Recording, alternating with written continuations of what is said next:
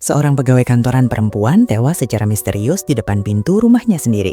Rekaman CCTV gedung menunjukkan semuanya berjalan normal. Sebuah kasus yang seharusnya bisa segera terpecahkan justru terjebak dalam kebuntuan selama 4 tahun penyelidikan panjang. Bagaimana mungkin pelaku bisa menghilang secara misterius di bawah pengawasan kamera? Baru setelah kebenaran terungkap, polisi pun tersadar pelakunya ternyata adalah sosok yang sama sekali tidak pernah mereka curigai. Apa yang membuat polisi mengabaikan petunjuk yang sebenarnya ada tepat di depan mata? Kesalahpahaman apa yang akhirnya melahirkan tragedi yang tak bisa diperbaiki ini? Inilah kisah hari ini, kasus pembunuhan terpecahkan berkat kancing baju. Halo semuanya, selamat datang di Yuli News. Kasus yang akan kita bahas terjadi di Taman Kangyi, Quarry Bay, Hong Kong pada 19 Oktober 2000 sekitar pukul 11 malam. Seorang pria bermarga Kwong yang tinggal di lantai 4 salah satu gedung di kompleks tersebut tiba-tiba mendengar suara pertengkaran hebat dari unit sebelah.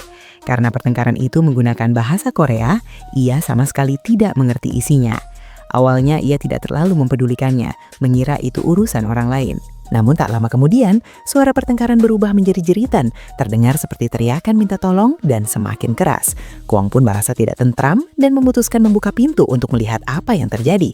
Pemandangan di depannya membuatnya terpaku. Seorang perempuan di lantai yang sama tergeletak tengkurap di depan pintu rumahnya sendiri, bersimbah darah dan tidak bergerak. Kwong segera melapor ke polisi. Polisi dan petugas pemadam kebakaran segera tiba. Saat itu korban masih memiliki sisa napas, matanya masih bisa sedikit terbuka. Ia segera dilarikan ke rumah sakit, namun sayangnya sekitar 40 menit kemudian ia dinyatakan meninggal dunia. Sementara itu polisi mulai melakukan olah TKP. Pintu besi unit korban terbuka dan pintu kayu hanya tertutup tanpa terkunci. Polisi mengikuti jejak darah dengan hati-hati memasuki rumah, khawatir pelaku masih berada di dalam. Namun setelah diperiksa, rumah itu kosong. Di dalam, darah berceceran di mana-mana, furnitur berantakan, jelas terjadi perkelahian sengit.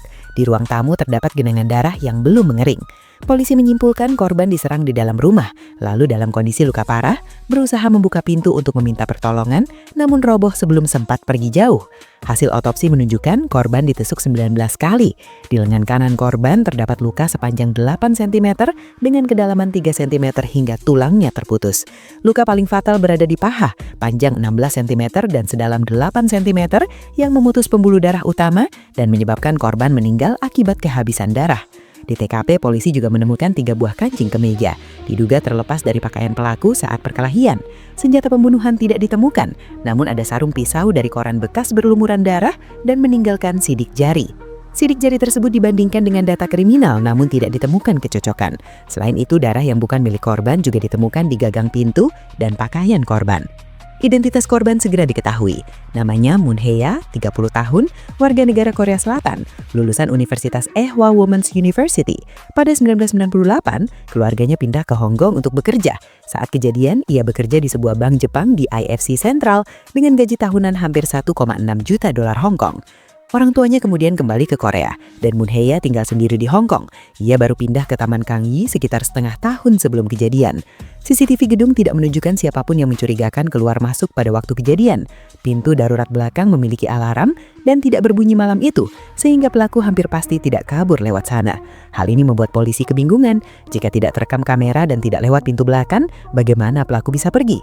Keamanan gedung dikenal ketat. Petugas keamanan mengaku tidak melihat orang asing mencurigakan. Karena tak ada petunjuk dari luar, polisi kembali fokus ke TKP. Tidak ada tanda pembobolan dan barang berharga tidak hilang. Ini menunjukkan korban membuka pintu sendiri dan mengenal pelaku. Polisi menyimpulkan ini adalah pembunuhan bermotif dendam. Luka pada tangan korban sebagian besar adalah luka pertahanan, menandakan korban melawan habis-habisan. Kedalaman luka menunjukkan kebencian yang sangat besar dari pelaku. Karena saksi mendengar pertengkaran dalam bahasa Korea, polisi menduga pelaku adalah orang Korea yang dikenal korban. Kecurigaan mengarah pada mantan pacar korban, yang diketahui sering menguntuti dan mengganggunya, bahkan sampai ke tempat tinggalnya. Namun setelah diperiksa, mantan pacar tersebut terbukti tidak terlibat. Selama 4 tahun, polisi menyelidiki lebih dari 300 pria keturunan Korea, menawarkan hadiah 300.000 dolar Hong Kong, namun tak membuahkan hasil.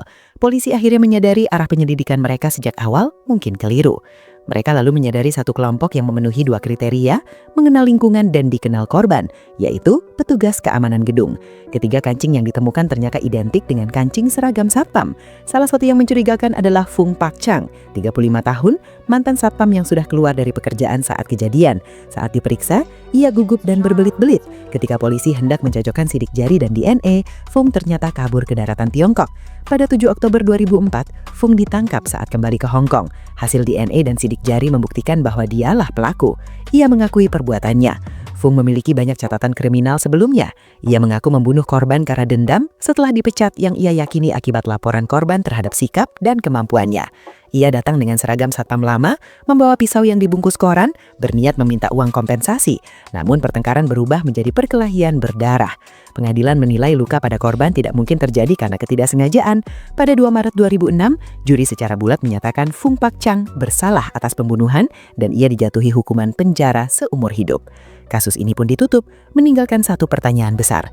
Apakah ini murni pemerasan yang berujung tidak dikendalikan atau pembalasan yang sejak awal sudah direncanakan? Semesta sering menyembunyikan kebenaran di tempat yang kita anggap paling aman.